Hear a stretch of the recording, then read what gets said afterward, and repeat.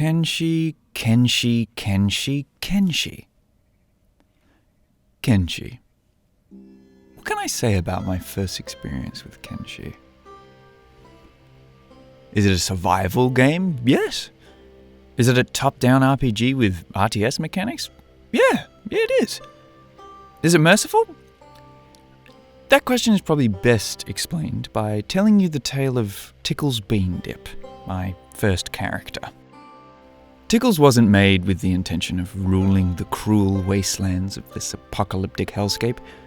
He was forged by the will of some very ambitious sliders to simply exist. Just him and his dog, wandering the deserts in search of nothing but food and the means to reach the next day. When I started in a small town surrounded by red canyons, I felt that, though arid and endless, both Tickles and his dog had a chance. I had no idea what I was doing, but I could tell, looking over the peak of a nearby hill to bear witness to a sandside samurai throwdown, the likes of which would make even the most battle-hardened war criminal blush, I was going to find out that this game doesn't pull punches. In fact, it seems Kenshi's goal is to invest lots of resources and time into developing a whole new type of punch to pull, one so catastrophically wrenched back that when the game does decide to throw something your way, it hits you so hard and fast you simply skip the coma you should have received from the impact and just wake up from your second one. Tickles Bean Dip is not a fighter.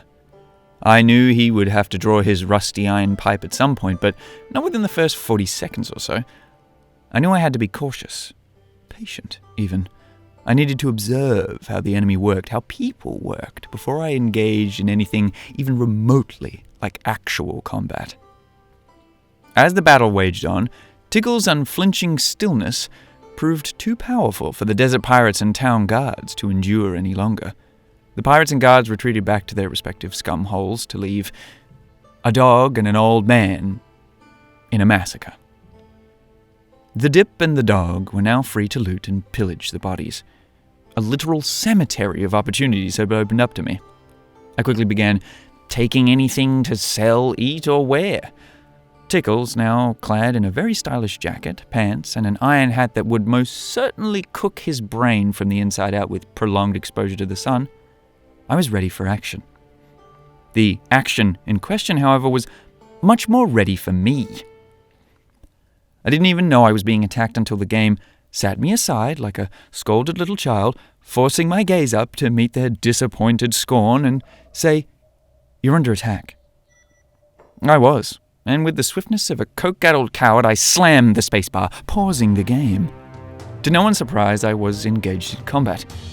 Tickles was mid-swing with his weapon as a heavily armored raider deftly prepared a block. It was at this point I was thinking, why did I make a geriatric old man gremlin to survive the wastelands? Is this just punishment? Or simple natural selection running its course? Either way, it was time to run.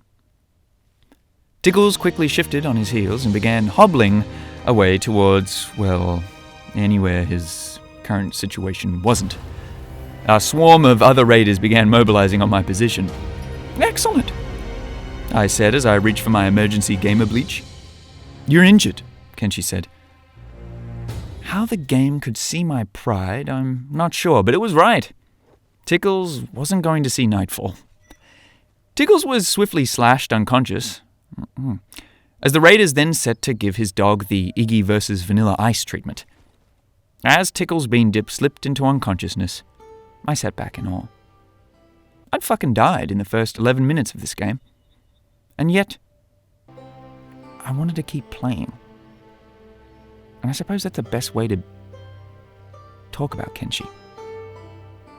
Well, either way, thanks for listening, and I might do more of these in the future. Either way, hope you're still surviving out there.